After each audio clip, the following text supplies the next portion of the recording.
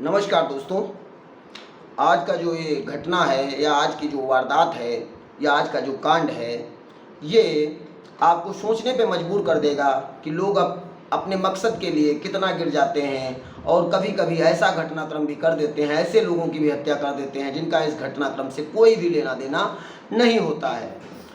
कभी-कभी लोग अपने खुन्नस में, अपने बदले की आग में, अपने प्यार में, अपने ऐसे कांड को असली रूप प्रदान कर देते हैं और कभी-कभी निर्दोषों की हत्या भी कर देते हैं। उससे जुड़ी ही ये घटना कहीं न कहीं किसी से एक सीरियल है, कबूल है उससे प्रेरित इस घटना का जो ये पर्दाफ़ाश है, आप इस घटनाक्रम को सुनेंगे तो आपकी भी रूह सोचने पर मजबूर हो जाएगी, आप भी सोचने पर मजबूर हो जाएंगे।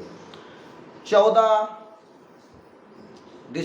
14 नवंबर 2022 को थाना बिशरत, नोएडा जिला का थाना बिशरत, वहाँ पर एक परिवार आता है और वो ये बताता है कि मेरी बेटी जो कि गौड़ सिटी मॉल में वैन हुसैन के ज्वेलरी शॉप में काम करती थी और 12 तारीख को उसका मैसेज आया था कि मम्मी मेरा टेम्पू नहीं मिल पा रहा है, थोड़ा देर से आऊँगी। और उसके बाद रात में नहीं आई। 13 तारीख को मैंने अपने रिश्तेदार, नातेदार, भाई, बंधु और जो भी जानने वाले लोग थे उनसे मैंने तहकीकात की और तहकीकात के बाद भी उसकी कोई भी पता नहीं चल पा रहा है। उसके बाद 14 तारीख को थाना बिशरत आए थे और वहाँ पर उन्होंने गुमशुदगी की रिपोर्ट दर्ज कराई। जैसा कि मैंने पूर्व में भी बता रखा है कि गुमशुदगी की जो रिपोर्ट दर्ज होती है उसमें व्यक्ति की फ़ोटोग्राफ देनी पड़ती है, पहचान चिन्ह बताना पड़ता है, लंबाई चौड़ाई बतानी पड़ती है और कद काठी रंग रूप बताना पड़ता है। जैसा कि पुलिस ने एफआईआर पंजीकृत कर ली, फिर तहकीकात शुरू की। तहकीकात शुरू करने में उसका मोबाइल नंबर मांगा गया। मोबाइल नंबर में उसका नंबर जब मांगा गया तो लास्ट उसका नंबर जो स्विच ऑफ हुआ था वो दादरी, नोएडा का ही क्षेत्र है दादरी के बड़पुरा गांव में उसका नंबर स्विच ऑफ होना दिखाई पड़ रहा था। जब फ़ोन की सीडीआर निकलाई गई तो किसी अजय ठाकुर नाम के लड़के से उसकी लास्ट कॉल हुई थी। पुलिस जैसा कि माँ बाप को बताती है, जब दूसरे दिन आते हैं कि बड़पुरा में आपका कोई जानने वाला है क्या, तो वो कहते हैं कि मेरा बड़पुरा में तो कोई भी जानने वाला नहीं है। तो कहते हैं पता कर लो कि वो बड़पुरा क्यों गई थी, लेकिन वो कुछ भी बताने में असमर्थ होते हैं। ऐसे में पुलिस बड़पुरा जाती है और अपने स्तर से जब जांच पड़ताल शुरू करती है तो उसे ज्ञात होता है कि बड़पुरा में जिस दिन ये नंबर स्विच होना लोगों को बताते तो गांव के लोग बताते हैं यहाँ पर इसी दिन एक लड़की ने आत्महत्या की थी जिसका नाम पायल भाटी है। तो पुलिस उस आत्महत्या के बारे में पता लगाती है तो सभी गांव वाले कहते हैं कि उसके परिवार वालों ने उसका अंतिम संस्कार भी कर दिया और वो परिवार आत्महत्या की थी। लेकिन पुलिस को पता नहीं क्यों ऐसा लगता है कि इस केस में कहीं ना कहीं हेमा चौधरी की कुछ ना कुछ तो संलिप्तता है। इसके बाद पुलिस वहाँ से पायल भाटी का भी नंबर मांगती है और पायल भाटी का भी नंबर सीडीआर के लिए भेज दिया जाता है। जब पायल भाटी का नंबर सीडीआर के लिए भेजा जाता है तो पायल भाटी के भी सीडीआर की जब जांच की जाती है, आईएमए नंबर ट्रेस किया जाता है क्योंकि नंबर तो स्विच ऑफ था, और उसके बाद में तो उसमें भी अजय ठाकुर नामक लड़के की संलिप्तता पाई जाती है। अब तो पुलिस का शक और भी गहरा हो जाता है। तो इससे पुलिस को लगने लगता है कहीं ना कहीं अजय ठाकुर इन दोनों केसों में कुछ ना कुछ इसकी संलिप्तता है, जिसके आधार पर पुलिस अपने स्तर से जांच पड़ताल शुरू करती है। पहले तो अजय ठाकुर का कोई पता नहीं चल पा रहा था क्योंकि उसने नंबर स्विच ऑफ रखा था। ऐसे में उसके दोस्तों के माध्यम से पता लगाया जाता है तो वो बुलंदशहर के गोल चौराहे के पास भीमा कॉलोनी में किसी किराए के मकान में रहता था, ऐसा ज्ञात होता है। दोस्तों के माध्यम से पुलिस उसके पास पहुंच जाती है, क्योंकि वो दोस्तों से संपर्क किया था, नौकरी की तलाश में था। जहां उसने पूर्व में नौकरी कर रहा था वहां उसने नौकरी छोड़ दी थी। ऐसे में वो दोस्तों से नौकरी की तलाश में फ़ोन करता है, जिससे ही वह दोस्तों के संपर्क में आता है। उन्हीं दोस्तों के संपर्क में पुलिस भी आती है और बुलंदशहर का गोल चौराहे के भीमा कॉलोनी का वो मकान जब वहाँ पहुँचती है पुलिस, तो पुलिस देखती क्या है, देखते ही वो सन्न रह जाती है, क्योंकि जिस बड़पुरा गांव में पायल भाटी को लोग आत्महत्या करने के बारे में बता रहे थे और ये बता रहे थे उसने आत्महत्या कर ली, नस काट के आत्महत्या कर ली और वो मर गई, उसके परिवार के लोगों ने उसका अंतिम संस्कार कर दिया, वो लड़की वहाँ पर जीवित खड़ी थी। और क्योंकि पुलिस ने उसके घर में एक फ़ोटो देखी थी जिस पर माला चढ़ी हुई थी, ऐसी फ़ोटो देखने के बाद पुलिस भी अचंभित हो जाती है। जब दोनों को गाड़ी में बिठाया जाता है और थाना बड़पुरा लाया जाता है। उधर अजय भी अपने घर से बहुत दिन से गायब था, तो अजय के परिवार वालों ने भी सिकंदराबाद थाने में इसकी गुमशुदगी की रिपोर्ट दर्ज कराई थी। जबकि जैसा कि वो पुरुष था तो उसके परिवार वाले इतनी ज़्यादा पैरवी नहीं कर रहे थे। उन्हें लग रहा था हो सकता है नंबर स्विच ऑफ हो गया हो, कहीं नौकरी करता है, कहीं बाहर चला गया हो या फ़ोन ना कर पाया हो, इसलिए उन्होंने ज़्यादा पैरवी नहीं की थी। लेकिन हेमा चौधरी का परिवार कहीं ना कहीं परेशान था और 10-15 दिन भी बीत गए थे और इसी तरह इतने ज़्यादा प्रॉब्लम होती जा रही थी, क्योंकि उसका एक छोटा बच्चा भी था, क्योंकि उसकी मथुरा में शादी हुई थी। शादी में उसका पति उसको मारता पीटता था, जिससे वो पति को छोड़कर अपने माँ बाप के पास आ गई थी, लेकिन माँ बाप पर बोझ नहीं बनना चाहती थी। इसीलिए वो नोएडा के गोल्ड सिटी में किराए के मकान में उसका परिवार रहता था। उसके साथ रहकर अपना नौकरी करके अपने परिवार का पालन पोषण कर रही थी और परिवार के लोगों की मदद करने में सहयोग कर रही थी। लेकिन अब जब इनसे तहकीकात की जाती है, जो घटना सामने आती है, अगर आप उसको सुनेंगे तो आप भी सन्न रह जाएंगे। इसलिए प्लीज़ इस वीडियो को डिस्कनेक्ट नहीं कीजिएगा, पूरा वीडियो देखिएगा। वो बताते हैं, पायल बताती है कि मेरे पिता श्री अरविंद भाटी और मेरी माँ राकेश देवी ने, मेरे भाई की शादी हुई थी, मेरे बुआ का लड़का सुनील ने मेरे भाई की शादी करवाई थी। और जब मेरे भाई की शादी करवाई थी तो उन्होंने मेरे माता और मेरे पिता को 5 लाख रुपए उधार स्वरूप दिए थे। अच्छा, मेरे पिताजी ने लिया था, लेकिन कुछ कारणवश वो पैसा शादी के बाद नहीं दे पा रहे थे, जिसमें सुनील उनके ऊपर मानसिक दबाव बना रहा था। इतना ज़्यादा मानसिक दबाव बना रहा था कि वो बहुत परेशान रहने लगे और इतना ज़्यादा परेशान रहने लगे तो मेरी भाभी जिनकी शादी हुई थी, उनका नाम स्वाति था, स्वाति भी दबाव बनाने लगी। स्वाति मतलब पायल भाटी की भाभी, इसके भाई अरुण की पत्नी, जिसका विवाह सुनील ने करवाया था। अब स्वाति भी दबाव बनाती थी कि सुनील भैया ने आपको पैसे दिए हैं, आप उनका पैसा वापस कर दीजिए। तो मेरे माता पिता बहू और अपने भांजे के उस दबाव में आकर, डिप्रेशन में आकर, समस्याग्रस्त होकर आत्महत्या कर लेते हैं, जिससे मैं बहुत टूट जाती हूँ। इतना टूट जाती हूँ कि मैं खुद उस समय आत्महत्या करने का प्रयास करती हूँ क्योंकि मेरे माता पिता ही मेरे लिए सब कुछ थे और मैं ये प्रण कर लेती हूँ कहीं न कहीं मुझे सुनील से बदला लेना है और इसके लिए मैं थाने में एक FIR भी पंजीकृत कराती हूँ। जो FIR मैंने लिखवाई थी इस आत्महत्या करने के उस बेर, वो सुनील, भाभी स्वाति और स्वाति के भाई कौशेंद्र और गोलू, 4 लोगों के नाम कि उन्होंने मानसिक रूप से प्रताड़ित करके मेरे पिता और माता को आत्महत्या करने पर मजबूर कर दिया। लेकिन पुलिस की जांच और कोर्ट की बात ये दोनों लोग छूट जाते हैं और चारों लोग छूट जाते हैं और छूटने के बाद अपने अपने कार्य में लग जाते हैं। लेकिन मेरे बदले की आग शांत नहीं बैठती है।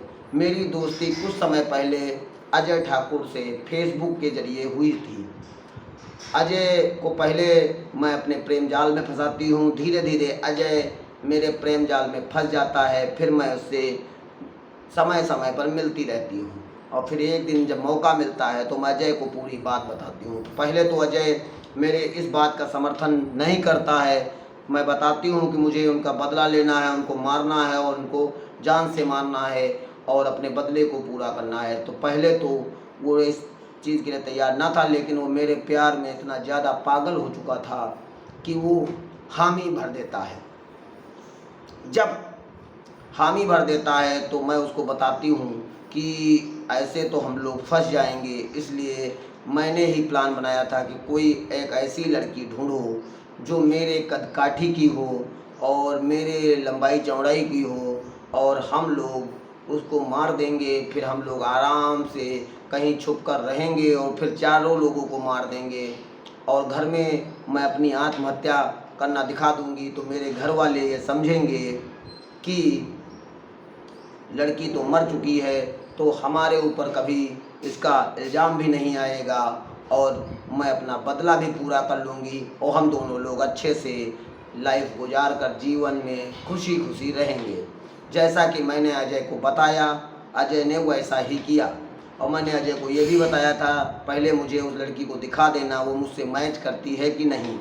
अजय अच्छा, मुझे उन लोगों को मारना था तो मैंने अजय से यह भी कहा था कि एक असलहा और कुछ गोलियों का भी इंतज़ाम कर लो।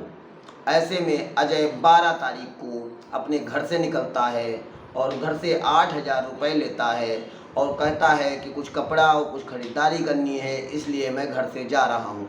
अपने किसी एक दोस्त के माध्यम से वो असलहे की व्यवस्था करता है और फिर वो आता है गौड़ सिटी मॉल। और गौड़ सिटी मॉल में हेमा चौधरी उसकी पहले से जानने वाली थी, उसकी मुलाकात होती थी। परिवार के उसकी आर्थिक स्थिति खराब थी। ऐसे में वो उसको 5,000 रुपये का लालच देता है। वो कहता है कि मेरी शादी किसी के साथ तय हुई थी और वो लोग मेरे ऊपर मानसिक दबाव बना रहे हैं, तुमको सिर्फ वहाँ तक चलना है और चलने के एवज में तुमको 5,000 रुपये मिलेंगे। वो 5,000 रुपये के लालच में दादरी के बड़पुरा गांव अजय ठाकुर के साथ हेमा चौधरी चली जाती है। इसीलिए जब वो आ रही थी तभी उसने अपनी माँ चंद्रावती को फ़ोन किया था अपनी कि माँ अभी टेम्पो नहीं मिल पा रहा है, मैं थोड़ा देर से आऊँगी।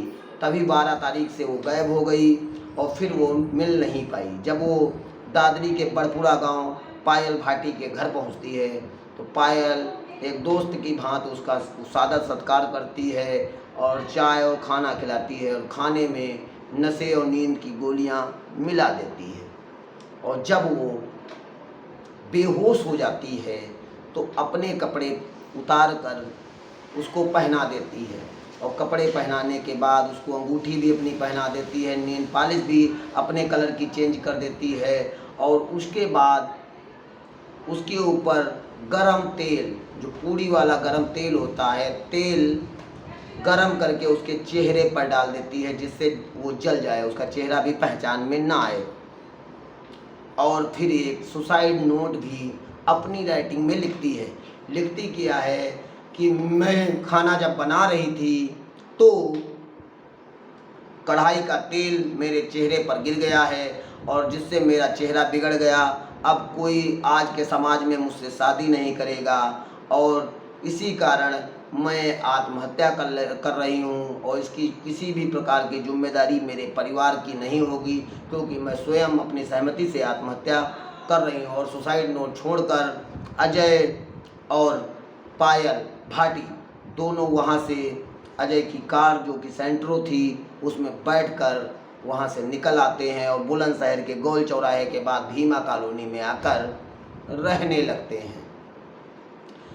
पुलिस अजय और पायल के बयान, उधर गांव वालों के बयान और अजय के निशानदेही पर हेमा चौधरी के जो कपड़े थे एक नाले में फेंके गए थे, उसका सामान जो था नाले में फेंका था, उसकी बरामदगी और आधार पर तफ्तीश करने के पश्चात सीडीआर की रिपोर्ट, सीडीआर की लोकेशन और अन्य तथ्यों और गवाहों के बयानात के आधार पर इन दोनों को जेल भेज देती है।